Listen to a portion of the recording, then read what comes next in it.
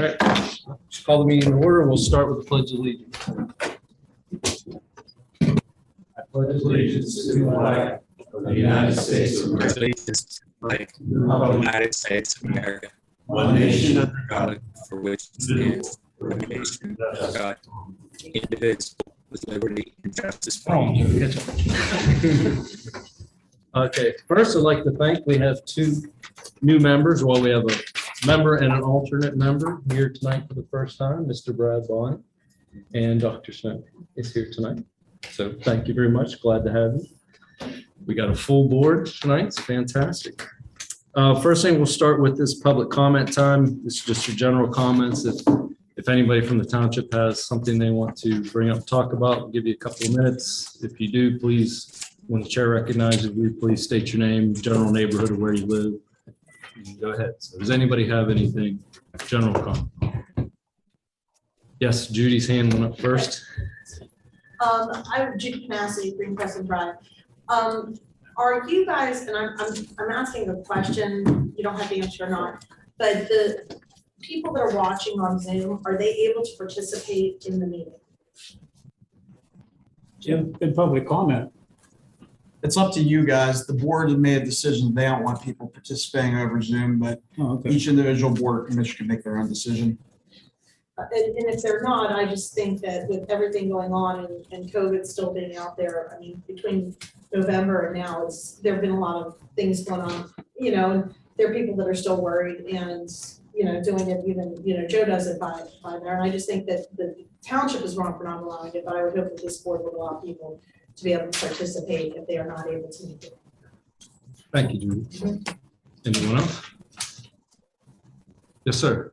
So my name is Mike Conrad. I'm wearing a mask for one important reason. My wife is high risk, so I gotta protect myself, protect her. So I don't want to offend anyone, please.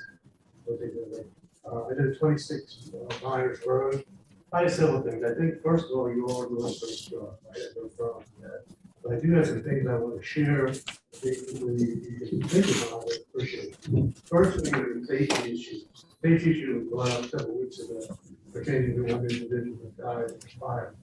One question I had, which I'm not sure of, but maybe you can answer, is that you don't need to answer that.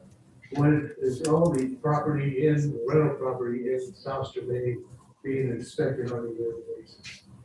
And I think fire trucks are important, but I think the actual safety is one of the issues. I'm a master overshoot instructor. I've been doing it since 1992, so I do blood work patterns and protect the fire safety. And that's one of the things I do. Secondly, is basically is reducing costs. If you would like some suggestions, I have one real good one. I was mayor of East Washington, when I was mayor of East Washington. What I did is I united 10 of the different community councils into one unit. I used the managers, and when we had questions, what we do is we're going to start a project, we would talk to the other managers and see if they did the project. And one thing they did well, and one thing they didn't do well, is we bring it back to the council to talk about. It's a suggestion for it. But, not telling you anything, I'm just kind of trying to help. The last thing is the reason I'm here tonight is a third of mine, that you're going to use 30 acres of property to basically for some type of office complex. Now, the question, if it's only one office complex, how many people are going to be in an office complex? 30 acres is a lot of acres. What is the actual plan for the whole, not just the 1 year plan, what's the 10-year plan to utilize all the property? And the most important question is how you replace the tax base. I understand that the tax base is going to go away. Now, if you take the actual property and take it and the office complex, it's not going to be a non-profit, it is going to be a non-profit. Let them use that, but not the whole thing. But then you're trying to, cut costs on one avenue, maybe the other avenue, trying to take some of the tax rates. I may be wrong, but that's look at it. Yeah, I just came to make this share. But the most important thing was, like I said, the second issue in basically getting the manager, which does a nice job, and getting him together with the managers with the community, not they run next and time left. So I organized, and they were one hell of a tool. It just told, they shared information like, thank you for your time. Thanks for all you do. Thank you. Thank you for your comments, sir. Appreciate it very much. Seeing no, oh, I'm sorry. Yes, That's ma'am. okay. Do I need to go up to the podium? Whatever you prefer, wherever you're Okay. comfortable. My name's Janie Deemer and I live at 324 Zeddiger Station Road. And I actually have to read this and I'll leave a copy with you. This is not about anything on the agenda tonight, but just to let you all know as planners that I hope you would tune into this webinar that's going to be held March 6th, and it's free. Okay, it's just short. At least 60 Pennsylvania municipalities now charge property owners for stormwater management services, and this number is gradually increasing. To the surprise and dismay of some, these fees don't only involve property owners who live in developed urban areas. Households in rural areas are also being charged, even when the vast majority of the land is agriculture. How stormwater fees are affecting rural property owners in Pennsylvania is for rural property owners who want to learn more about the federal and state laws that are behind these fees, the methods municipalities use to set the fee rates, and how fees can sometimes be reduced by taking advantage of stormwater credits. I got this information from the Washington County Conservation Unit, and there's a free webinar from March 6th on a Monday from 12 noon to 1 p.m. So Jim was gracious enough to copy this for me, and I can leave it with you all if Absolutely. you want to make copies. Sure, But sure. It's something that's Jim can coming do to it. Pennsylvania. I mean, it's already in Pennsylvania, but I think it'd be great if you guys on the planners were aware of all this, that it could be Well, Jim can coming to our email. neck of the Yeah. woods. Jim can email I that have to the us. email from you, Jenny. I will forward it to all of them. Oh, thank you. You're welcome. Okay, Oh, thank you. thank you. You're welcome. Okay. Move on to the minutes from the last meeting. Has everyone had a chance to take a look at the minutes? Yes. Does anybody have any alterations, problems, concerns, get their name spelled wrong, anything like that? To accept the minutes as is.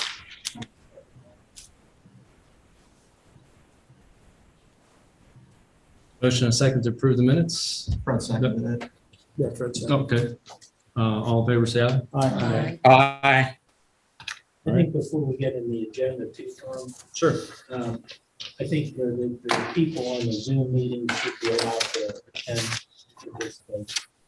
You want to make a motion? Yeah, I'll make a motion that any of the planning commission meeting minutes. I'd like to talk about that. Well, he's going to make a motion I'll make first a and then we'll motion. discuss it, if it's seconded. That the general public can attend these Zoom meeting minutes while we're still in this state of flux. COVID. We'll evaluate it later, but. I How much later? I don't know. I think it could be a kind of a jammed up mess. Because I did the COVID, I was like, wow. And Joe occasionally has problems hearing stuff with us on hearing him. I don't think. I'll make a suggestion in the motion. Why don't, if you want to do it, let's do it for tonight and then we can address the future in the future. Okay. Okay. That's your motion to allow whoever's on the Zoom from public tonight? Whoever's on the Zoom can participate tonight, and it's a one-off, and we'll decide later if we want to make a firm. Motion, we have a second. Okay, any discussion? Hearing none, all in favor, say aye. Aye. Any opposed? Okay, motion carries. You'll just have to remind me to check and see Yeah. if anybody is on the We'll Zoom. do that. Well, so you're gonna do it tonight? Yeah, Yeah. just tonight. So then do you want to see if there's anyone to Yeah, make see on if the it's- Zoom to make the public comment? Oh, sure. Yeah, Jim, is there anybody on? Looks like there's 5 individuals. One of them is us, one of them is Joe, so there'd be 3 people watching, it looks like right now. Well, if they can hear me, if there's anyone on the Zoom They who has should be a able public to talk. comment, please turn on your mic and identify yourself.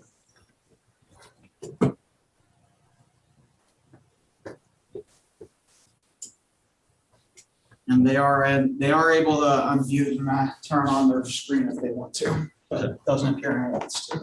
Okay. All right. Thank you. Okay, next item on the agenda, we have a public hearing for the consideration of a conditional use application from Champion Christian Center Incorporated to operate business or professional offices located at 6550 Road in the C3 zoning district. I don't know if we need to do it this way, but do we want to have a motion to open the hearing? I'll make that note. Second? I'll say it. All right, all in favor? Okay, so we're gonna open. Aye. We'll use hearing. Want to start with swearing in the witnesses? Anybody that's gonna provide any testimony from the applicant? My name is Andrew Sweat on behalf of Champion Christian Inc. I'm going through this hearing. Okay, you have any witnesses you're gonna use? No, Okay, Mr. Sweat. Does the township have any exhibits they'd like to enter?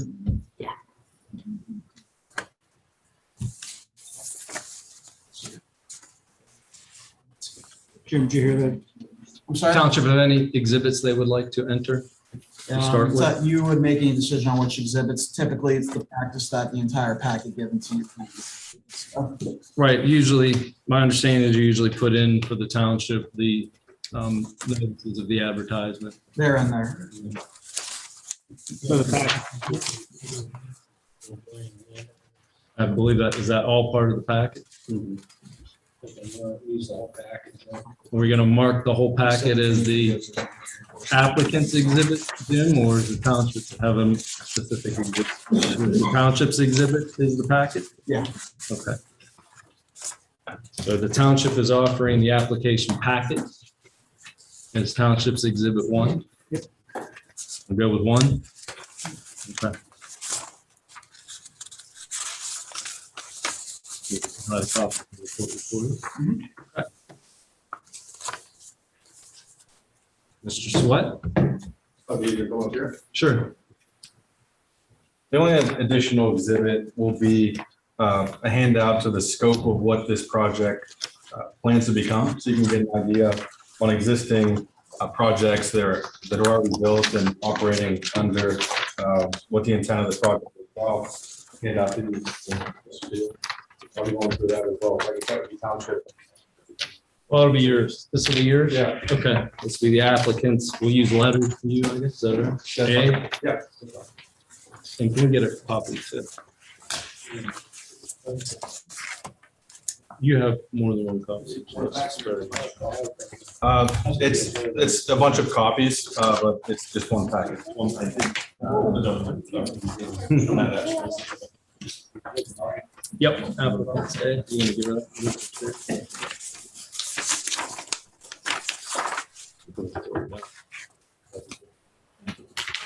Okay, Mr. Sweat. My name is Andrew Sweat on behalf of Champion Christian Center Inc. For this conditional use application for a business and professional office under the section 245-115 definition in a C3 mixed use district.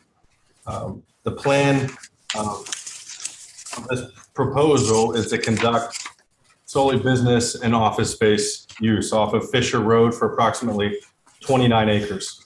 The site, which you have in the packet of a depiction of an overhead layout that was included in the Township 1 exhibit, shows that this project takes up approximately 10 acres out of the 29 acres. There are 281 parking spots attributed to this center, and the goal of this is really to actually increase tax revenue for the township. Going to your point, sir, this will be owned in a holding company, an LLC that is not a nonprofit. There will be no tax exemptions claimed on transfer taxes, and it will be a paying business entity of the township, which could gain substantial revenue for the township. The goal to come up with this project was, as COVID came and went, there's certain things that were good and bad out of COVID. The good thing was the work from home and also the mixed in-office, out-of-office use. We think there's a real need for regional business office uses, whether that be one person that can meet and work in their own office, or conduct a meeting with 10 plus people, or conduct a larger meeting where there is a mixed-use space in this actual building that it provides. A better handout where you can see the actual plan of this building is in your packet. It looks like this, where there'll be a series of offices, a series of multi-purpose functions, and common areas. Like I said, this will be separate. Obviously, the church is the applicant. The plan is the hope that the church is one tenant. This project would welcome for-profit businesses and also nonprofit businesses. We think there's a real need because of the intersection just 5 miles south of 79 and 70, where a lot of people move back to suburban America from downtown Pittsburgh. We're the conjunction of Morgantown, Wheeling, Pittsburgh. Although the city of Washington has office space, we believe that this is the modern day era of use as you please, rent as you go, and provides a neat opportunity for people, small and large, to enjoy this space. As it concerns the actual application, under the requirements of the C3 business mixed-use section, this is a 30,000 square foot building. Out of for proposed, there's already structures on the property of approximately 26,000 feet. They will be using the imprint of that building and adding on to it to make approximately 30,000 square feet. Like I said, the parking requirements are met. We don't think that there will be any noise issues and that they will be able to abide by all requirements of this section. Most of the area, approximately 19 acres, will continue to be open and vegetation. There are neat natural buffers that already exist between this parcel and adjoining parcels. The access is off of Fisher Road. The developer may be the only witness if he wants to speak to access or specific questions on construction, building size, traffic studies, what have you. All of those were provided to the township, and the applicant meets all the requirements. There are no variances, waivers that are asked at this time, and the applicant plans to conform to the conditions and requirements of this project. Most of the applicants and people involved with this project are Trinity graduates, come from this area, are proud of South Strabane Township and Trinity School District, and look forward to building a great tax-based revenue for this town, and look forward to reviving this area and continuing to be a welcome business neighbor. Andy, do you know, is this property in clean and green right now? Do you know? I believe it is. Okay. And that you talked about you're talking about the church using a portion of the property? The church will be a tenant. So whether that's, right now the church has 2 separate buildings, one in Canonsburg, one in Washington. As it has administrative constraints, it's outgrowing the administrative section of the office space. In the modern day era of remote and also in-person churches, that there's a lot more administrative working, whether it be IT, management, et cetera. So the real need, the hope is with that tenant that it will occupy some of the office space moving forward. But the plan is that that's just one tenant. Any idea how much square footage we're talking about Um, for that tenant, I guess, at this point? I think that remains to be seen, but at this point, most of the office spaces on the second floor will certainly be for the church tenant. The hope is, obviously, when you get financing for this project, you need to show that there's going to be a need, and hopefully with the tenant being an ongoing payee, that the hope is that they will use a portion of the building. How much of it? Still ongoing. And if you said this before, I apologize if you got into this, but as far as the other uses in the office space that's going to be available, is that going to be left for tenant fit out, or were you thinking, is the plan that some of this will be set up for individual office use and office rental, but then maybe shared conference rooms, or what's the thought process? So the goal isn't to, are you familiar with the Rivers, downtown Pittsburgh, or in South Point, the Regis or the Hatch project? Well, really, I mean, you can rent day to day, week to week, month to month. With the work from home, work in the office, hybrid, the hope is to attack those different businesses that need space to meet 1 or 2 days a week, or if someone wants to have that office space for a month or longer ongoing. The hope is to fill each and every nook and cranny of the space. But the hope is that there's common meeting areas. There's a lot of different areas to meet, to talk, to present, and to work. And so this is a modern function of the Rivers. You can see with the handout, it gives certain depictions, not exact, of what the hope of this final space will look like. Do you have any plans in the future to expand this 10-acre site into something, since you're only using 10 acres out of 40? Right now, Phase to this? right now, this is step one today. Not sure what the future holds, but as today, it's just for the business professional office use, and the remaining 19 acres will just be open barriers between neighbors and also Tanger. You mentioned too that, sorry, Jay, anything else? You mentioned that you don't know how much the space the church is going to take. He said most of the second floor. Is that? Yeah, if we want to, I mean, if you want to call to specific answers at the moment, still in the early stages of the project, but as far as how much of the building, it's going to be a portion. There will be several open spaces for a lot of other tenants. Okay. If you walked in my office and told me that you're looking for a loan, I'd say no. Because you don't have any idea how much space is going to be there. Right. How much rent they're going to pay per square foot. What your projections are for the other office spaces and the cash flow for that.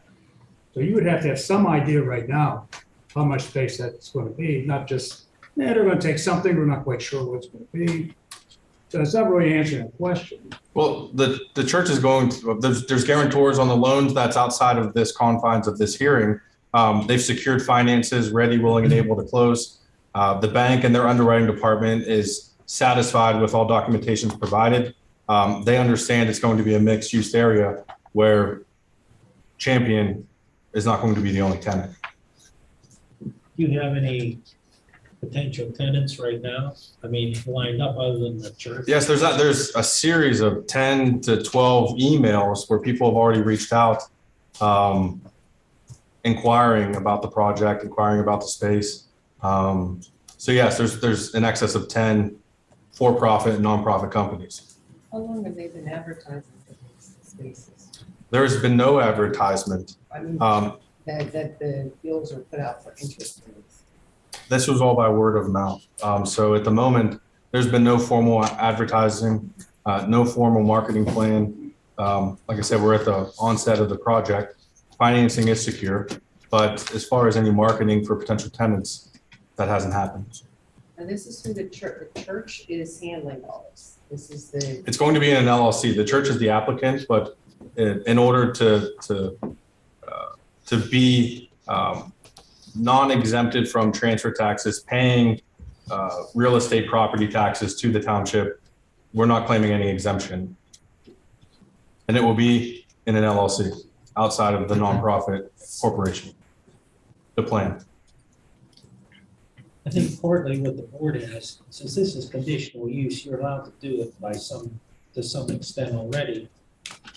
And we would put conditions on there that aren't in our code right now, but since this is sort of loosey-goosey, I don't even know what conditional uses we could apply to this at this point right now. Well, it's going to be a business and professional office space. And so any conditions would be based on your C3 conditions for this conditional use application with lighting, noise. When we go through the application, we met every condition and requirement that you laid out, whether minimum lot size, setbacks, parking spaces. Yeah. So any conditions would be based on your zoning ordinance. So are you retrofitting the buildings that are there, or they're going to tear them down and build new buildings? If we want to call the developer as a witness, we could talk to the extent of the building process. But the plan is to take the existing building there, modernize it, and build from that core. Can I ask a question, Mr. Chairman? Sure. With regard to the modernizing of the existing facility, it brings to mind the issues that have occurred on North Main Street with regard to dealing with that facility that we dealt with over there. And I'd like to know what kind of study, if any, has been done to the structural and architectural integrity of that existing building for the proposed use, and who has done that study? If you'd like to swear me in, I could speak to that as the. Yeah, let's do that. It's your application. Yeah, Do you want to? that's fine. You're going to Yeah. have it speak? Well, let's do that. Okay, state your full name. Johnny Miller. Do you solemnly swear that the testimony you're about to give will be the truth, the whole truth, and nothing but the truth, so you got? Yes, sir. So to your question, we have performed, I'd like to I think you did a fantastic job. This is completely conforming. There are zero variances. We're 100% line upon line conforming with everything in the zoning code. To your question, sir, we have performed a traffic impact survey that's done by Trans Associates. It's in the survey that conforms with business office use, which is the higher volume use of the two business in the code. We've also performed a structural engineering preliminary survey and report done by Oval Engineering. They're in 84. You guys are probably, I'm sure someone's familiar with them. The architect is DB3. They're working in conjunction with Oval Engineering. This will be completely brought up to current code. The two existing structures that are there, they do conform again completely, entirely in the zoning code and in the planning code, but they will be brought up to current IRC code. So we'll be meeting mechanical code, electrical code, plumbing. This building will be fitted out with fire suppression. It will be completely up to code for IRC. What's there now? Excuse me, sir? What buildings? are there The now? existing buildings were originally a stable, Right. and then a riding arena. Mhm. And then again, as it's in your packet, which you'll see, and I'm happy to answer any additional questions, but I'll, obviously turn it back over to Andrew. But there will be, the only thing that's added in this would be essentially a foyer or an entry area that would essentially tie the two buildings together. And again, that's all been done. Surveys are in process as well. There's obviously a preliminary survey. Retrofit a stable. If you were to see it, sir, and again, we do have structural, we'll be fully compliant with. I've seen building it from a code. distance. I was shocked, as was the structural engineer, with the overbuilt nature of those projects. I think from what I understand, it was a former contractor that built those, and I think We're looking for the bomb shelter. I mean, this thing is that built. So yeah, we were very impressed with the structures. Structurally, they're sound. They're able to be built upon and actually added to. And obviously in the code, the planning code, which I'm sure you guys all know, we could go up 120 feet there. Based on the stable that's there, we could go about half of that just with the existing stable structurally without doing any additional piers or boring, et cetera. But there was a house that they tore down. I believe, sir, there was originally. We have an Alta survey that's not in the package, but we're happy to provide that as well. I thought there had been a house. Yeah, it was torn down. I'm not sure when, but this was originally to be purchased by Bass Pro. CEC did the Alta survey in 2005, so that's probably about about 20 years. We did, because I worked with CEC from time to time, we did actually gain the Alta survey from them, and I'm absolutely happy to give it to Andrew to present it for additional information for the record. Out in that particular area, I don't think there's any public sewage. What are you doing about sewage? I know the state. Yes, sir. So part of we do have a civil engineer that's working with us for designs on the project. Again, fully compliant with traffic loads, et cetera, fire code as far as around the building, all that, which will be presented obviously when we come in for building code. We'll be presenting to Washington County Conservation District for NPDES permits, et cetera, et cetera. But to your specific question, we do need to extend utilities. So we've already issued requests for service. There is power there currently, but we would have to extend sewer, gas, and water. And we're obviously exploring, depending on gas, we may end up doing something as far as electric. So, but yes, sir, those are probably the utilities from our perspective, as you know, in our original due diligence, which has been submitted again, is we're clear to close on a loan. And we just, you know, as a part of our due diligence, want to come in here to the board that represents the buying entity to make sure that we're in good graces with everyone here. But to your point, yes, we do need to extend utilities. We do have access via public right of way if we need to, right up Fisher Road.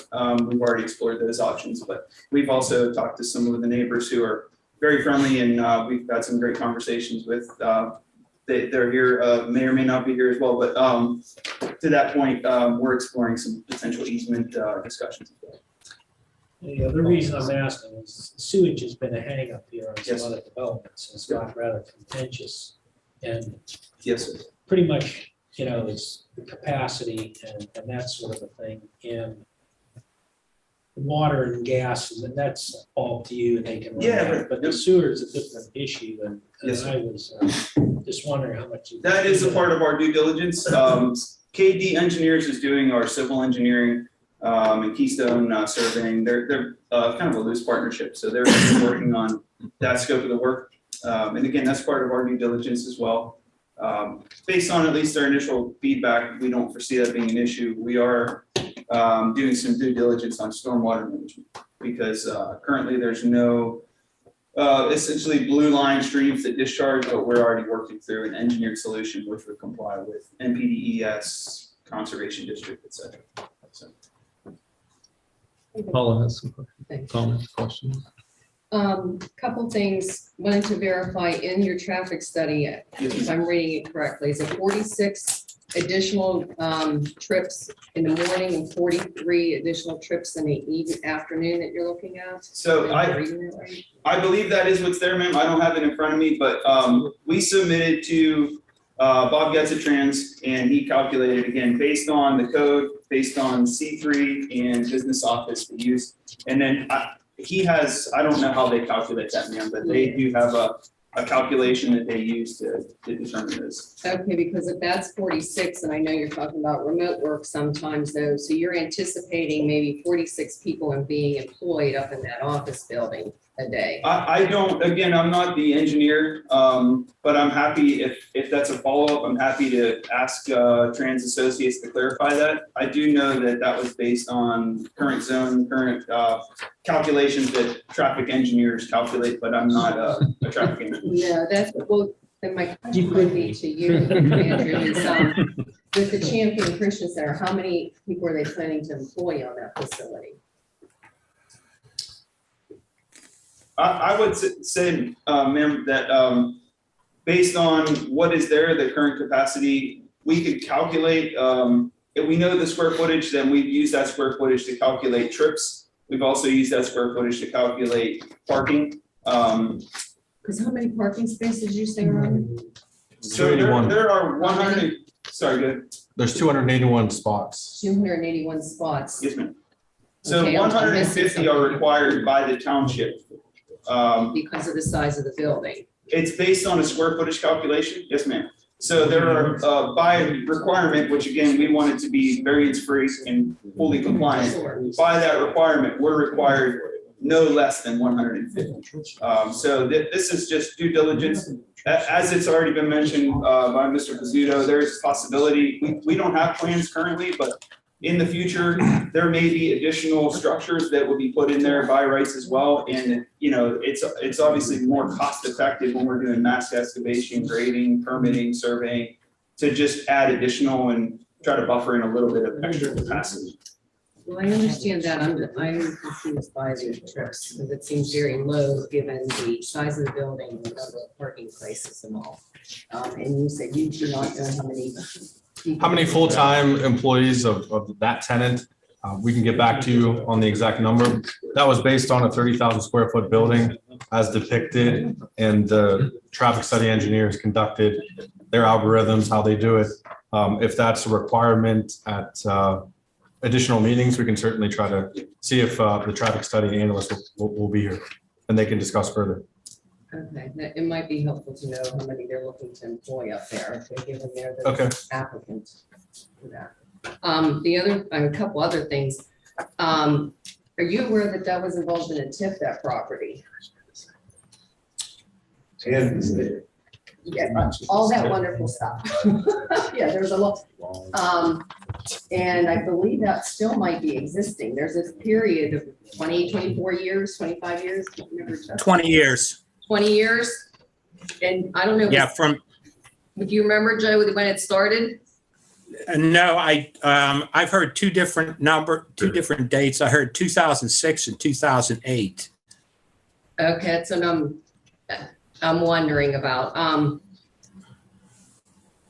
Okay, the reason I'm bringing it up because that deals with the taxes and the tax base. Sure. So I'm wondering about the ramifications of that and the infrastructure, because under that, the infrastructure, there's no taxes paid on that because of the infrastructure that goes in. So am I remembering this correctly? No, the infrastructure, the taxes are paid. They have to pay the taxes. However, the taxes they go to a certain portion of the taxes, most of them go to the redevelopment authority. Right. That is used to pay off the bonds for the infrastructure of the development. Exactly. So, and there's also something called a neighborhood, an NID, neighborhood improvement district. So there are two different items involved with that. I am not clear on how that, what the impact is from that on this property at this time. I think that there has to be research done, and I think that the appropriate party to provide that information would probably be the redevelopment authority. Right. Yeah, I think you need to reach out to the redevelopment authority and find out exactly what the situation is. Yeah, like I said, it's an encumbrance on the land that has been here for 10 plus years. They will conform to, like I said, the C3 business professional office, whatever tax advantages, detriments, that remains to be seen as before. What happens is if that falls under that and you qualify for that, the taxes, it is affecting the tax base because that money doesn't come back to the taxing authorities. That goes to pay the bonds that Joe was saying. So I understand. And anyone that's coming here to develop, utilize that land would deal with that same issue. That's unique to that parcel. But we would need to be aware of that information. And it seems that it would, if anything, it would be for a few years. The plan is that this is a 20, 30, 40, 50 plus year tax revenue for the township. And so I would think that would be a blip on the radar based on the long-term commitment that this project would give to this township. What lead time are you looking as far as this project getting underway and all? When are you looking that it to be like completed or plan to, if everything goes the way you'd like, when would you like it to start? So, When is your anticipation? I'll answer the first part of that, and then I'll turn it over to the developer for the second part. The first part is, we're still in the due diligence phase. We have not closed on a loan. Title due diligence, surveys, environmentals, all of that from an engineering perspective. So we're still at first base on this project. I'll let the developer speak on the excavation, building, et cetera. So we do, again, as Andrew said, we're in our due diligence phase. We felt it, important on our behalf to come and present this to the board and the planning commission, I should say. Our plan is, our assumption is based on the fact that we're compliant and, require 0 variances, that we would proceed to the board of supervisors for approval. And our plan would be then to go into full construction drawing design on the architectural and the civil. And based on that, we would anticipate being in for a building permit probably late second quarter. Second quarter. What year? Oh, this year, sir. Sorry, I didn't know. He's obviously not sworn in, but I'm That's answering okay. your question. Okay, wow, okay, that's quick. Second quarter of this year, Yeah, so we want to get this on the books. This property's been dormant, vacant. We're here, as it's been mentioned repeatedly, we're ready to proceed with putting this piece of C3 property to public use to generate tax income and revenue. I don't know about the TIF, but obviously you guys would hammer that out with the URA, and I'm sure you could. Nothing to do with us. And to answer further on that, there's hiccups, things you think take a few months may take more than that to reach development stage. We're going to proceed and do this, dot our i's, cross our t's with the title, with the environmental, with the building. And it's the hope to get this moving as quickly as possible. As far as how quickly it's going to be occupied and to come in here for an occupancy permit, at this time that remains to be seen based on what other due diligence we need to do, and whether there's snags we might run into with building, with what other permits. But as of right now, the hope is to get approvals and then take this to the next step. No, I know, like the property, I believe borders Tanger, or is it? There there's is a possibility- property between Tanger and this property, ma'am. And just to clarify as well, I wasn't suggesting we're gonna be done. I'm just saying we're literally just coming in for permits to be fully permit compliant from environmental, civil, obviously utilities. There's a lot of steps in that, but in the permit process is what I was trying to clarify. We would be into permit process. But again, there is a piece of property that basically is between Tanger and this property. Have you considered any easement through that property to use Tanger as an ingress and egress for that? I would speak preliminarily on behalf of the ownership, but we would be in favor of that. And our property would allow access from Tanger onto Fisher. That could be a problem. Again, I don't own that property, sir, so I'm saying Fisher Road is a problem. I would agree with you. Yeah, it would need significant improvement from my perspective. But I would agree. I have another question for you, Yes, and I don't have the code in front of me, but 238 parking spaces, we only have 30,000 square feet. I mean, I can't see that number of spaces. I don't know what the engineer was calculating, but, and like Mrs. Deemer said, the stormwater is a big issue anymore. Yes, To sir. have like a parking lot that big to control the run, and I don't know Yes, sir. if even 50,000 square feet is, typically 1,000 square feet per space. So I'm calculating like 50 to 100 spaces. Why? The township's planning code requires 150. But to your point, sir, this is zone C3, and everything that we've instructed our engineers that we want to comply with the code and actually comply in excess of the code, so that there's absolutely no reason for there to be a hesitation on your part. They will engineer stormwater management, and that will have to go to Washington County Conservation District for NPDES. This is, by the way, not a joint permit. This is just a straight permit. There are no blue line streams that will be impacted or affected. But to your point, if you look, C3 is exactly what's zoned here at Walmart, across the street. So I think our anticipation is that it's, as I mentioned earlier, it's easier, more cost effective on behalf of the developer to do mass excavation and grading that's fully compliant with all codes and regulations at one time rather than coming back 3, 4, 5 times. As long as, I'm not this county engineer. Yes, sir. If they followed the code to the letter and that's what it needs, that's what it needs. We're here to be We're not great asking for neighbors. a variance or anything on that. Yes, but sir. Correct. Personally, I've been trying to get away from having these huge parking lots that are empty 90% of the time. We're No gonna arguments. control all their Yeah. runoff, and now we're gonna pay taxes on our runoff. And so if your engineer concurs it's 238 spaces, I can't disagree with him. And again, yes, sir. Well said. I'm happy to bring that feedback. We want it to be in excess of compliance. So what we've tried in our entire presentation, we're triple as far away as we need to be for setbacks, for buffer space. Like, we're so far away from the line. Right. So if you say, hey, you guys are way too compliant, we want you to push it a little bit, like, back to you, we can. But that's been our intention. We want to make this easy for you guys. We understand, especially being that there's no variances and it's fully compliant, that, we want to make this as easy for everyone on the board to get this moving so that we can put this back on the tax revenue. So. There's no preliminary land development plan right now, right?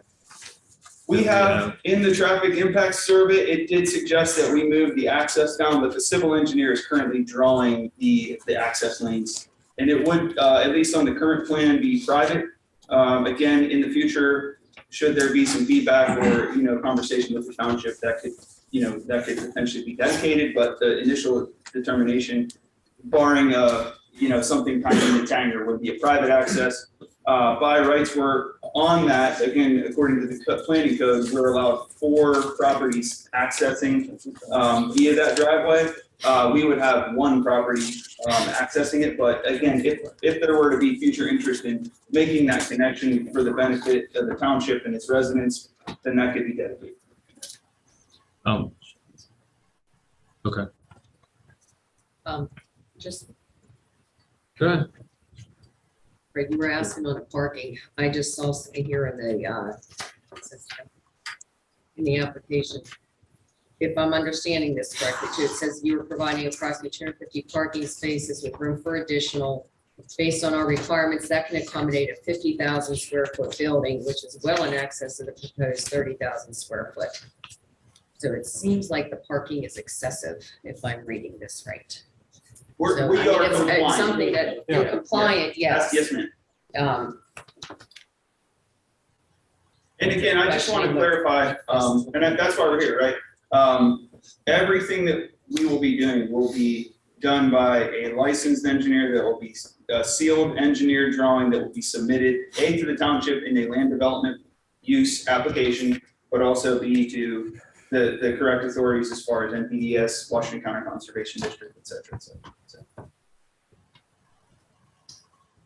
I've been there whenever they built that. It was a beautiful place. It's very well built. It was a contractor that built it at that time. I mean, the stables for the horses, you could eat off the floor. And they have apartments up above. So I'm not surprised it's built like it is. And as you state in your application, I think you meet the requirements. It's just there's a lot of other things that raise red flags. One of which especially is that TIF. And the infrastructure situation, the ingress and egress, the use of Fisher Road, this parking situation where it's got so many more parking spaces than what seemed to be needed makes me question down the road what's really being looked at. And that Champion is the one applying, but yet they don't know exactly how many people they're looking to employ in that facility. There's just a lot of red flags. I don't think on paper the technical requirements needed are there, but there's just, for me, there's a lot of question to be able to do. With the TIF, that would be outside the confines of this township. But it's a concern for the township, though. Understood. Yeah, they meet all requirements of the zoning ordinance as far as that issue. That would be for another day. As it concerns parking and the excess parking, we can talk about that. We tried, we're in compliance and, Yeah, I mean. Dr. we Dr. recognize- Snoke's been waiting very patiently to be recognized. Yeah. You want to go? No, Fred can hold that thought for a minute. I just checked with our business manager from Trinity. It expires in 2005, or sorry, 2025. I don't know the exact date. I was looking while you guys were talking. South Strabane voted to approve it on October 29th of 2005. So it was all during that year because we're looking at that for our budgeting purposes down the road as well. So, but I don't know the exact date, but it's 2025 on the front. it's gonna take some time to get this thing built, hopefully before then, but it appears it could be a nominal issue. Fred? No, all I was gonna say, I mean, we're aware, if you're fully compliant, you know, that's the best we can ask for. You're not asking for any variances, anything like that. To be triple compliant on parking, I have a problem. You know, I wear a size 12 shoe, I don't even wear a size 36. I'm triply better than I was at a size 12, you know, I mean, it's not a reach. If I may, we want to, as we've said in the interim state, we want to be not only good neighbors, but great neighbors. So we will happily take feedback from this board, present it back to our board. We can even bring some modifications. I think the main purpose of this meeting is, and those would probably be more when we're presenting for land use and obviously construction permitting. We just wanted to make sure that we're 100% compliant with planning and zoning, and that was our initial intent. But to Mr. Pizzuto's point, we are absolutely happy to take feedback, come back when we're applying for construction permitting and land use permitting, and you know, have some follow-up conversation. We would love to be engaging with you on continued conversation. One comment that I have to, and part of the issue we'll have tonight is I'm pretty sure for this conditional use of this type, you're supposed to have a preliminary land development plan. Okay. So we'll probably have a couple of options when we get time to voting and what we may do or not, how that's handled, whether it's contingent upon that coming in, but typically, you know, but I'm pretty sure that that's a condition for this type of development. I don't know if Scott knows off the top of his head or not, if that's a requirement, but I think it is. So we'll talk about that a little bit more, I think, as we go on. Maybe Mr. Sweat knows for sure, but I'm not 100% sure. Yeah, we're not aware of that. I think Certainly, it- by I the think time it to, is. whatever recommendations make to the Board of Supervisors, we can discuss that. Right. Okay. Does the I mean, board have any questions at the Yeah, I moment? mean, We'll get to the meeting to get to the I public mean, too. fundamentally, I like this development, and it's in a commercial development. My opinion is, you know, we've changed a lot of our commercial property in this township to residential. Burkett Manor behind Speedway, big pieces of commercial property, and it's a commodity that you can't just recreate. I think this township has to keep balance there, and I like that the commercial property is being used for commercial purposes and not rezone and extend another, 50 townhouses out there. That is not our intention. We have no interest in Just a quick question. Yes, sir. How many of these have you done? We do development, sir. We do construction and development. So, I mean, we have multiple projects in and around the area that we do. So, yeah. Okay. You think you're gonna do this for $1 million plus, huh? And then, I'm sorry, what's it? It says the approximate cost of work involved is $1 million plus. I don't know. I didn't fill out the application. Yeah. Yeah, it's gonna be well over $1 million to construct a 30,000 square foot building. Yeah. So, yeah, like I said, the plans, fill out that, sir, financing, so, yeah, I don't- finance is in well excess of that number. Applicant have anything else at the moment?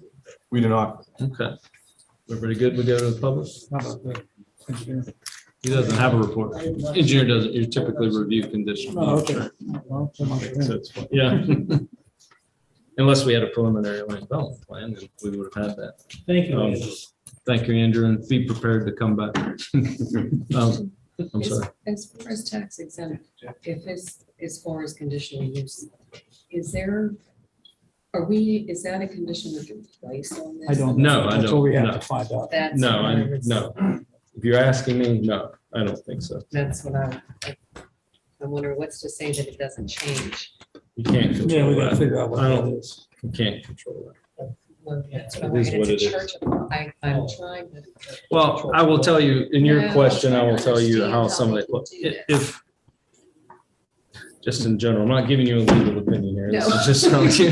No, that's okay. If an exempt entity owns a piece of property and 25% of that piece of property is used solely for, there's rules That's- and law, yes, solely exactly. for the purpose of that charity, that 20% is tax exempt, the rest of the property is not. You can't own the entire piece of property, lease it out to That. that has nothing to do with your Right. goal of your charitable purpose and be tax exempt. Okay. So say 10% of it can be proven to be for that purpose, that charitable purpose, 10% of it may become tax Well, what if exempt. they reduce it to other nonprofits? Then they could come back and apply and try and get more of it exempt. That's just how it works. I can answer that if you'd like, but I know Andrew mentioned it, but the entity that will be essentially owning this property and leasing it is not tax exempt, and this will be a tax-paying entity. So therefore, as it leases out to leaseholders, the revenues that are created by that would be taxable income. Yeah, because as a baseline, you have to meet, the entity applying has to meet purely Public Charities Act. Typically, you have to be a 501c3 to start with and go beyond that. If the entity that owns the building itself is not, Correct. it's not It is serving an a charitable LLC, purpose, That it won't makes- matter. They'll have to pay taxes on that. That makes. I will more get to the sense me. public, Judy. Yeah, that makes more sense. That's where I was getting confused. I'm thinking, how is the church able to? Yeah, it's not automatic. Okay. Yeah. Yeah. I mean, the church, I'm just gonna Yeah. church itself, there are certain parts of property a church owns that are taxable. Oh, exactly, yes. Because we do I it all the understand that, time. Yes. And they hate us Oh, for sure. Yeah, we do. it. Okay, we're ready for the public. Who's first? Anybody from the public have a comment on the application? I do. Yes. Judy Massey, Grand Hudson Drive, and I think this is great that you guys are gonna be paying taxes and building something there. I have no problem with that. My concerns are that if it's a church, like you guys were doing it and trying to get the rezoned in a different way multiple times in 2022. Like you were trying to make us change it to allow churches. So like what happened, what changed that now this is a completely different project? My other thing is then why isn't just that one that's the entity buying it, and why is the church the one applying for this? Because that doesn't make sense to me either. I have concerns about which of things have been you guys addressed, so like the road connecting. My other concerns would be lighting up there, just because, and this isn't you guys' fault, I mean, you know, what we have over here in this C2 with Walmart and all that, you can see that from, if you go out to Drovers. I mean, it's ridiculous, so I would just ask like lighting be minimalized and maybe, you know, like even with shrubbery or whatever, like silly little things that you guys sound like you're willing to do. So again, I have no problem, but my other concern would be long-term, that this doesn't become a nonprofit, that this doesn't, for the tax base, and because our township is not thriving right now, and we need the money. So as long as you guys, like, and if there's any way to even get them to sign off on something saying like, they're not gonna turn around and in 2 years, this is gonna become a nonprofit. You know, I don't know, I'm not a lawyer, but I just also wanted to bring up that this might help Paula and you guys a little bit, because as you all know, I'm well versed on the tip. In 2006 or 5, they separated the bonds between Bass Pro and Tanger because they said in case Bass Pro doesn't come. So I'm letting you guys know that if they try to suck you into the mid, you shouldn't be a part of it because it was not that property. Tanger did not purchase this property, Bass Pro did, but Bass Pro never signed off on anything and never did anything with it. So, and again, I'm not a lawyer, I just like to pretend I'm one, but I can't see how this, but I think there needs to be some legal clarity before anything goes forward with it regarding that tip, because that was huge and it was a lot of money and a lot of stuff that happened. But Tanger separated those bonds. So they did not take them out together. They shouldn't be responsible for anything. And because Bass Pro, I think one thing you need is for Bass Pro to write a letter saying like, yeah, we're not coming. Our part of the TIF's is null and void. Maybe that would help. They did it in oh Jeff, help me out. What was the one in New York? Buffalo, New York. They had a congressman, this was years ago, and I asked Strabane to do it, and they don't do it. Send a letter to Bass Pro and say, are you coming or not? And Bass Pro finally sent a letter and said, yeah, we're not coming in 14 days. Strabane would never do it. But like I said, I think that needs clarified. I think it's great that you guys are coming. If you're gonna be paying taxes and promise not to change that over, But like I said, if that gives any clarity to the TIF, but like I said, I was at the meeting and I've got video footage of where they said they were separating it in case Bass Pro didn't come. And so like I said, when they did that and the way they did the bonds, Tanger actually took out their own in that mid, so I don't think this will affect these guys. So if that helps. Thank you, Judy. Amos? Jeff Bull, South Main Street. Nothing against the church, nothing against religion. Although I'll tell you this, the millions of dollars you're gonna spend on this could probably be spent in Washington for Christian outreach tomorrow, but that's beside the point. I'll remind you all, brief history lesson. We got into the TIF because that property was blighted. It was blighted because it wasn't bringing in the highest and best use financially. And that was blighted to help the school district. It was blighted to help the township. Back then, I never will forget this, one of the attorneys of the citizens group that I was a founding member of, she said it was a classic bait and switch. We're gonna promise you a Tanger. And they told us how many golf balls would be driven every day of the year. But you got an outlet mall, which gave us 2 dead malls. So just a little history lesson. It was 80-20 off they got 80% off their taxes for 20 years. That's how that went. Back to the tax exempt. It's not fair to the taxpayers of the school district, the township, or the county for that matter. You put a nonprofit there. That's just not fair after what this township's given up. 80%, Tanger's been given an 80% discount every year since day one on their taxes. Let that sink in. There's nothing that says this building could be completed, refinanced, repackaged, and sold to the church and made all nonprofit the day after it's done. There's no guarantees. All you gotta do is go to the county and ask for an exemption for tax exempt, and you'll get it. I mean, yeah, you have to meet your criteria, but I don't know if there's any way possible for this board, I doubt if there is, but if there is, I would ask you that you, in the interest of good business, put in a covenant or however, if it can be done, that the taxes be paid on the entire property for all the years. I mean, I think that's just fair. I will ask if the runoff in any way is going to complicate all of our issues at Meadows Landing now that are affecting the Manifold Road. We have a lot of issues down there. I guess the township engineer, from what I'm being told, they won't even address it because it's so bad. They're afraid to address it. And I think that's important. Again, it's not about the religion, it's not about the church, it's not about that. It's just about what we were promised 20 years ago. And that is prime property, prime. That's the best we'll have available in this township with this real relationship to all of our facilities at the racetrack and proximity to 2 major interstates and accessibility to the entire tri-state region. For it to ever go tax exempt, that would be a shame. I think it was a shame that the transportation was put there, but I think this is a shame too. And I would just ask that to be, please think of the taxpayers as you go over this. Thank you, Mr. Bull.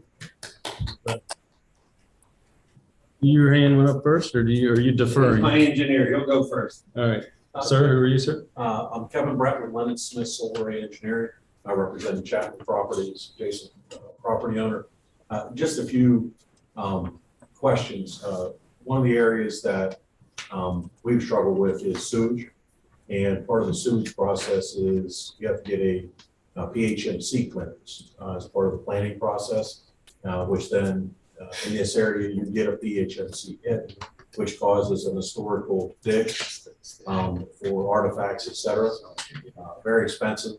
So one of the questions is, since the property doesn't have public sewage, it has that same high hurdle to get over. That for all these properties, it's an issue. So it's good use, a for-profit entity, an office building with 288 spaces is going to generate sewage. So part of that is how does that get solved as part of this? Because conditional usage, you actually got these facilities available, but they're not close. They need sewer extensions, and part of that sewer extension comes with permits. And in this locale, those permits are very difficult to get. And second quarter, could be second quarter, 2030, because the adjacent properties have been added that long. Additionally, public access to the property, Fisher Road, obviously it's an issue. Tanger's a natural access point, but that also has been a high hurdle over the years on what that means. What's it mean to the adjacent parcel? Because everybody wants to access off Tanger Boulevard. So I think as part of the conditional use, you gotta look at that, as a planning commission. And the last thing, P&DI hits, which is another acronym. When you file them today, it's another high hurdle. You get an MPDS permit, you get all these hits, you have all these studies to do, just where are they at in that process. And I think your preliminary package probably requires those things to be something then that the planning commission can look at. Because again, it's been a high hurdle for Chapman to try to get these parcels developed. All these roadblocks come up from the agencies in getting public facilities to the parcel is part of it. So if you grant a conditional use, can they really get there? Or are you sitting here, with another Bass Pro situation? And I don't think anybody wants to be there. Chapman definitely knows it's going to be in a position they've been in over the years, but again, these things, there's not public sewage, so then the development has to cross that hurdle because there's not public sewage available in these areas. So there's not EDUs assigned to this use because it doesn't have public sewage. So you got to do a full planning module. You got to get through that process. So we just, ask the question, has all that stuff embedded where we at on that, because it's been a hurdle, all those things for this development. So. Thank you. Did he say everything you needed? No, You got it all. Thank you. Tony Rosenberger, CEO of Chapman Business Properties. We own 199 acres on the north and east side of that property. And have been through, obviously I've been in this room many, many times and are currently underway with a $460,000 Indian historical dig that also pertains to that property. And we've been 3.5 years at it. I really applaud second quarter. I truly do. But to get an NPDES permit, you're gonna have a year. One. Second part, 288 spaces, call it a church, which is what we're doing here. And unfortunately, I think it's great that it's for profit. You can build an office building. I think I'm all for it. And my only contention on any of that was it's for profit. The NID and the TIF both have to be satisfied. So that's another 6-month process that needs to be done. We've been on this site 11 years and I've been 5 years in the process. I just wrote another check to South Strabane Township to pay Tanger Boulevard. And for them to be able to go out on Fisher Road without any restrictions, to me, is telling me you're an idiot. Why would you want about it coming in through Tanger when you could just go out to Fisher and make your application? So there's a lot more to it than what the church has considered. And again, I applaud, it's a for-profit office building that doesn't need 288 parking spaces. The elephant in the room, is it a church? Yes, it's a church. Fortunately, they're renting off of a for-profit. You're saying that it is not tax exempt. I disagree with, well, the occupancy may be not tax exempt. The amount of soil that's got to be moved on site and balanced on site.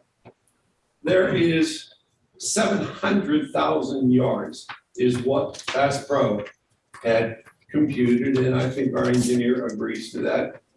Tell me different if you think differently, to make that a usable piece of property. We bought the adjacent property in thinking that the sewage would run across our property to use the top of the hill for our intended use. and found out that we would be blocked on that we couldn't tie into the adjacent residential facility because they're already at capacity at, Strabane Manor, I'm sorry. I call it the Indian Reagan. So the issue on sewage is going to be long-term, and it's going to affect all of us for the top of the hill. And if they're going to put sewage into their facility and cross all of ours, then it would only be fair that sewage be put in for us at the same time, that it would be sized accordingly to do that. 288 spots for a 30,000 foot office building. Call it a church. PNDI, there's been 6 hits on PNDI in the marketplace. PNDI listing Pennsylvania National Diversity, 2 years at best. We would join the study to do it because we have to do it. That land is in PNDI listing at least 2 years and $300,000 to $400,000 to find out whether the short-eared owl, the harrier hawk, or the Indiana bat. There we go. The third one. I don't remember them all. I remember The Indiana checks. bat's everywhere. Let me interrupt you. That bat's everywhere. I don't know why it's endangered. Okay. I don't know how endangered it is. I've even had the Park Service tell me on big projects that should never been listed, but it is, so you gotta deal with it. All the way into Indiana. Yeah, I mean, the other thing, what you're saying is, we have to look at it as the applicant, whether it's a church or not. The 288 spaces that they brought up, it seems extreme. But we have to look at it at face value. I mean, it may be a church in 2 years, and that's what it is. Last thing I'm gonna say is, if I hear Bass Pro one more time in 2 years, I'm gonna walk out. Because I think that was just a big ploy and a hook, that I don't think they were ever going to come here, ever. Well, they got one in Harrisburg. You know, PennDOT was the sucker and made the Manifold Road a 4-way interchange on There that was a Bass. senator involved in that, sir, that did a great You know, job so of doing what, I'm not sure. I completely just, I don't want to hear about Bass Pro anymore. I I mean, will finish Go with ahead. one more point. I don't know that anybody has prepared the mind maps for you, but you realize that you are undermined. And that's gonna be a requirement to be, that hurdle's gonna have to be completed because the distance between it there is just about 200 feet. And it does run north by northwest, so, or south by southwest. And comes through under that entire property. It's 70 foot at the base of the hill, at the beginning of our property. So that's another hurdle that you'll have to accomplish by the second quarter. I truly look at it and say, you guys can't make a decision other than to approve if it's approvable. And I'm not opposing you on that. I am asking you to consider the balance of the landowners and what our goal has been over the years to bring high-density commercial to that site. And our cross the bear has been everything that came on to the floor tonight that is still not settled. And I don't understand how you're gonna settle it further back than what we are. We're attached to Racetrack Road. We have all of our transportation permits that come in off of Racetrack Road. We've never made the attempt to come in off of Fisher just because of the traffic. Thank you. Sir.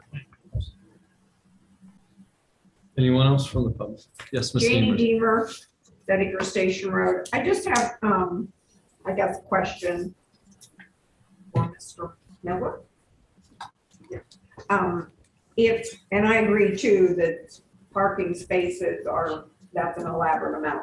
Well, But Mrs. if Deemer, before you get, listen, you can make your statement and you can say it in the form of a question. He doesn't have to do it back and forth. I'll give them the opportunity to answer you if they want to. Okay. But, so go ahead and Okay. do what you're gonna do. I just think that like on overload, but is it, so when you're doing land development, you've got the D9 dozers going and you got the articulating trucks going and you're moving massive amounts of dirt, then if you're in the parking area, you could just make that grass. And then you could say, well, if we expand, we'll just take that grass up and pave it, put some fill in there, put some millings and some gravel and pave it. But that seems to be a lot of money. I think, if I remember correctly, they sold John Lutch's, and I knew him and knew the Arabian horses, and I had been over there. I think they sold that for 1.2 or 1.3 million. So you have to purchase the property, correct? Then you're gonna put another $1 million in on renovating the indoor riding arena. So plus you got 29 acres there to do that. I would just think like down the road that it's gonna be, if it went down the road and they were to put up another Champion Christian Center, would that subdivided property be a nonprofit and not have to pay taxes? Yes. I think they're gonna tear down Washington Mall. That would be a perfect spot to put up one of these office buildings where people, I mean, you can't beat that location anywhere. So that's all I have to say. It kind of throws a lot of, I have to agree with Paula, it kind of throws up a lot of flags that's 29 acres is a lot with just renovating that riding arena to make an office building. That makes a lot of sense to me. But that's all they were gonna put there. That's all.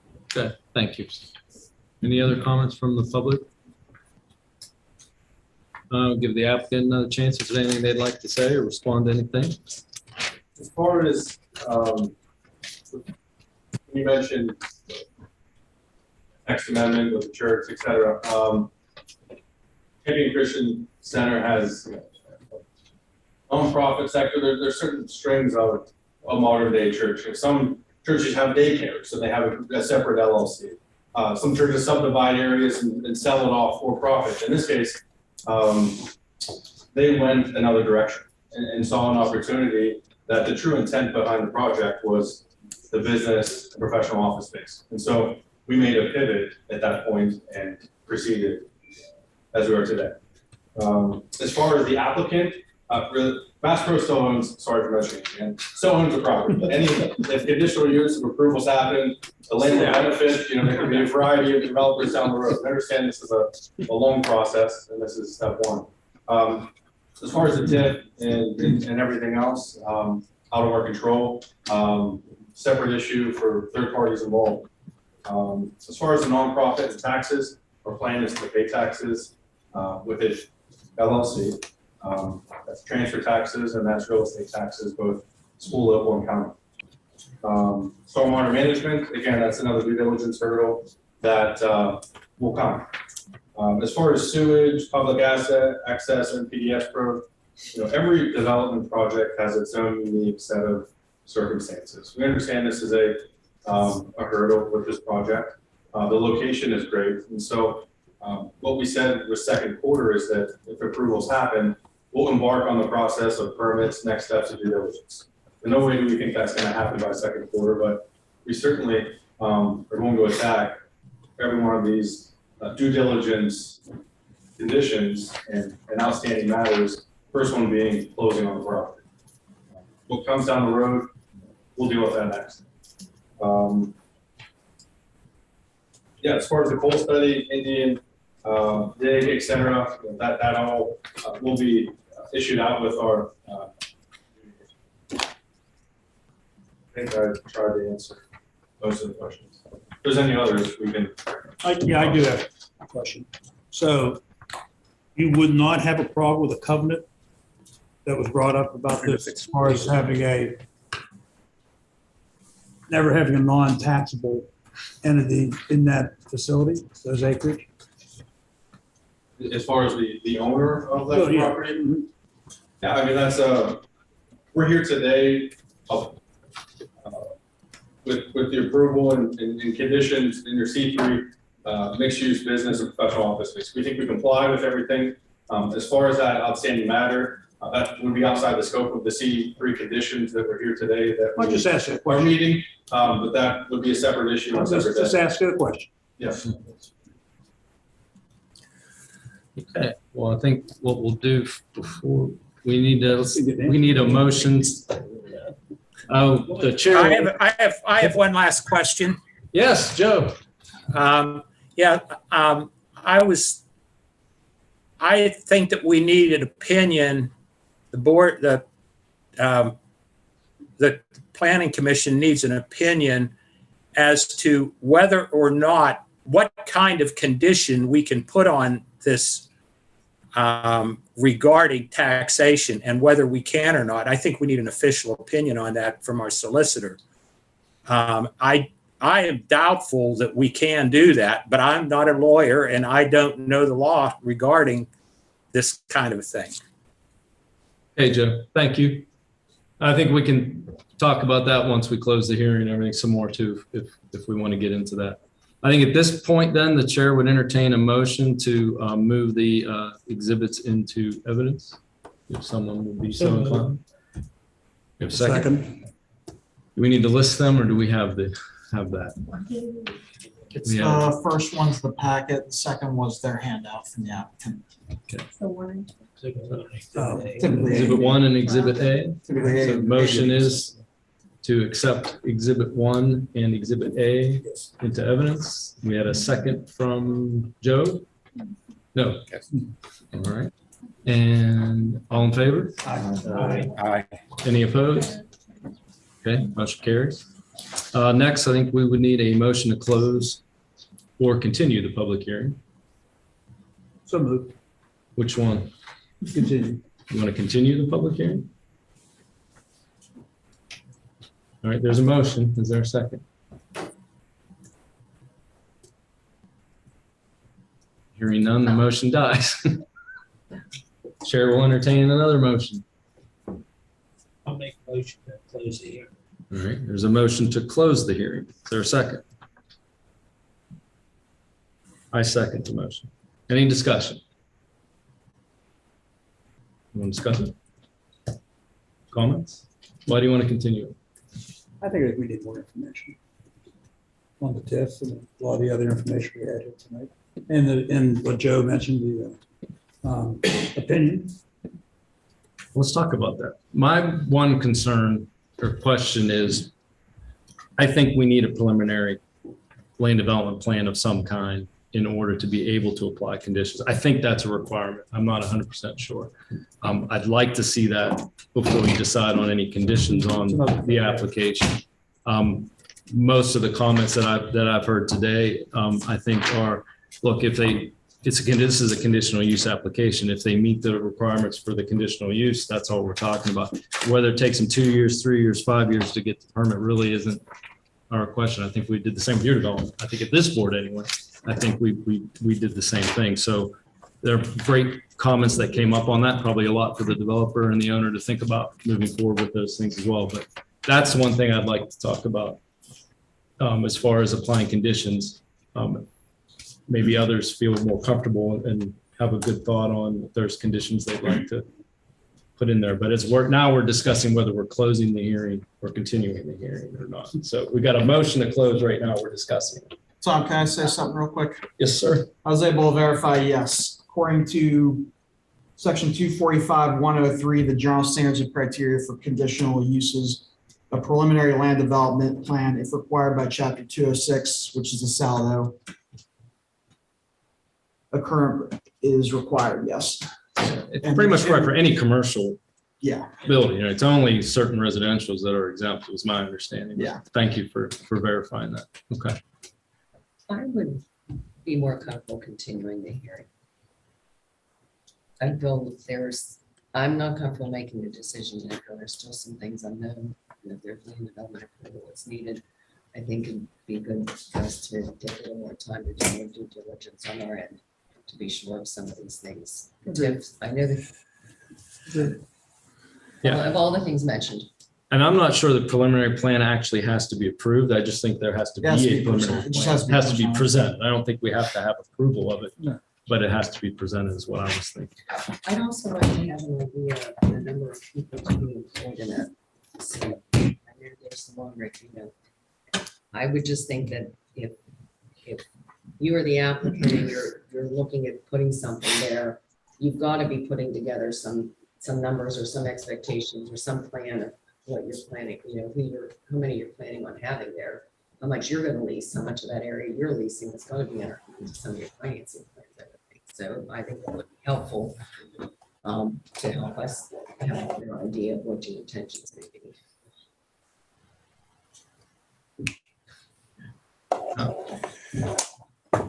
Well, I think right now, but there's a motion and a second. Do we not have to act on that motion one way or another? We will. We're At this still point. discussing the motion, Joe, so. Okay, okay.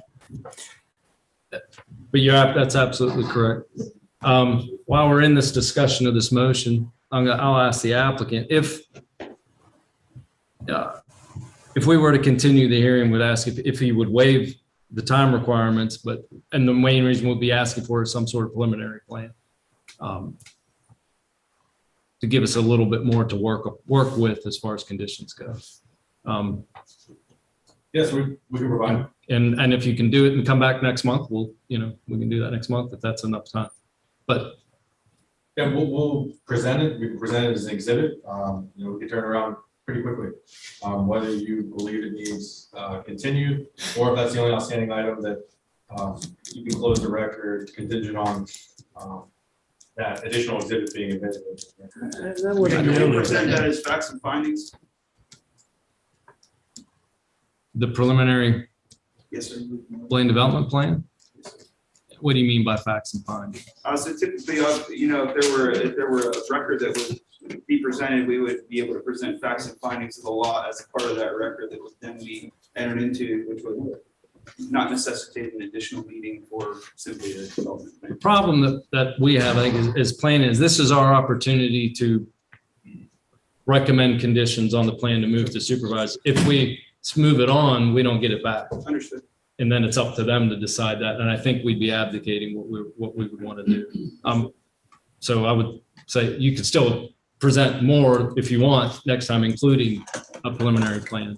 And we definitely take that into consideration. So I guess what I'm asking is before we vote down my motion probably is if you're willing to extend the time requirements.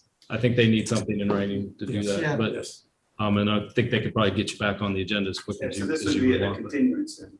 Yeah, I think this is what we're talking about. We would continue the hearing if you could bring the plan back and we could do it. Otherwise, what we do, if you don't want to do that, we can make a motion. We can continue it ourselves too, because once we've had it, we can continue it.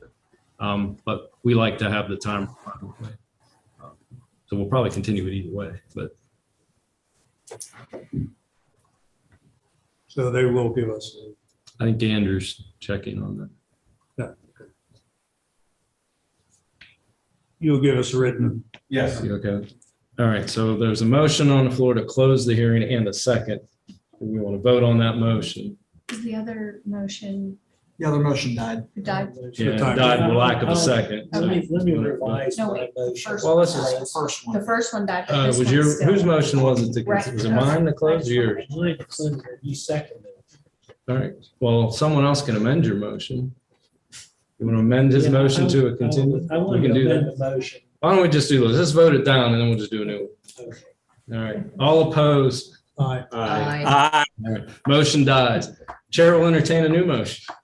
Right, Brett? All right, I'll make a new motion that pending the agreeable time extension from the applicant, that we extend the public hearing on this to next month and include further details in a development plan or a preliminary development plan showing more of the features of the project and possibly have our solicitor look at a covenant of some kind to maintain a tax status. That's the motion. And we want some information on TIF too. Well, we can do, you want to do that all in this motion? Who do you want to provide that? So you're asking. That would be the our county. redevelopment authority, I would assume. All right. What that, Okay, because we just get refreshed on what that is. okay. So that's the motion, those three items. Do we have a second? Second. All right, all in favor? Aye. Aye. Any opposed? Okay, motion carries. We're continued till next month. And I guess talk to Jim about, so I think we're fine on the time, but Yeah, But- typically we because just, we can have the hearing, we have plenty, but it gets behind us it if we don't just, think we, about that's just our standard practice to make sure we're all good, so. it. Okay. Okay. Thank you very much. Thank you for the comments. Appreciate it very much. All right, next item on the agenda, we have review and discussion concerning proposed amendments to the zoning and subdivision and land development codes. Thank you. Thank you. Jim, are you leading that review and Yes, discussion? yes, it should be brief.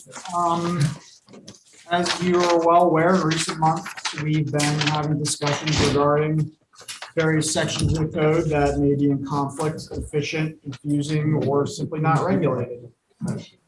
We've got two items to discuss tonight. One is just a very simple update on minor subdivision plats. It was direction from this body at a previous meeting that amendment to the saldo to require the names of adjacent property owners on the plats of minor subdivisions be done. This amendment will simply codify an existing preference of the planning commission.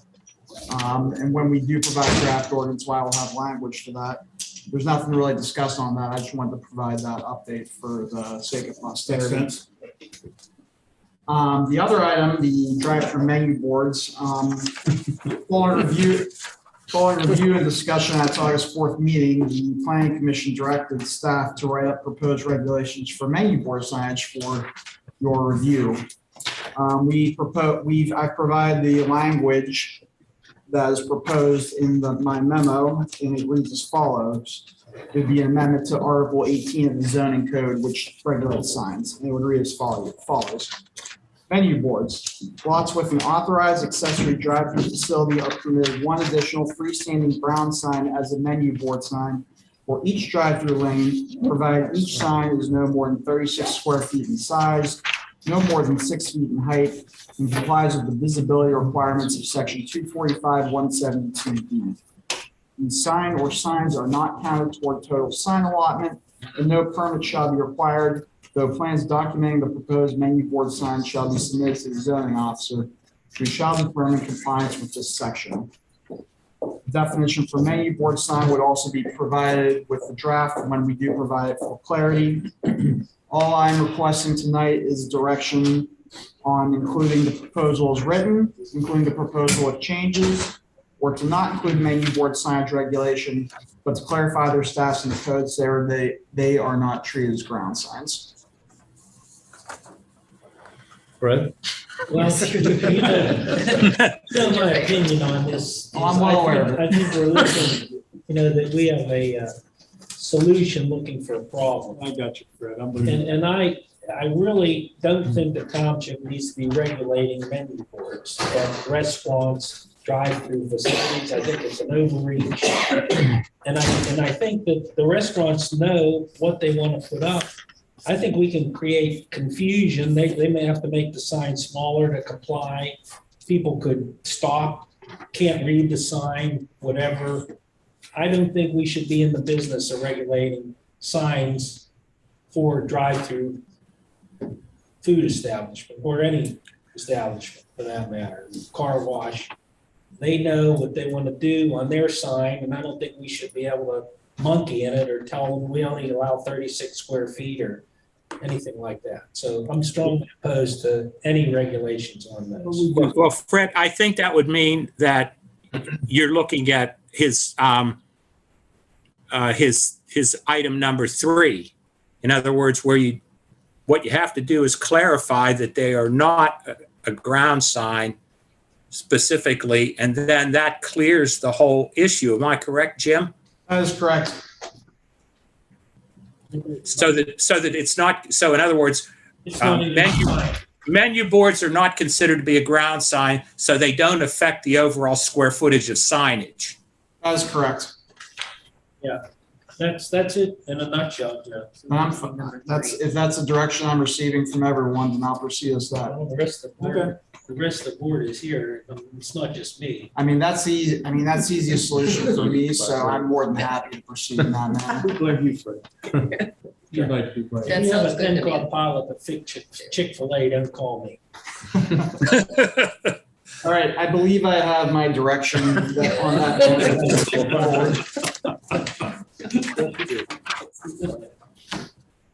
I'll mention the name that shall not be mentioned, but Brad.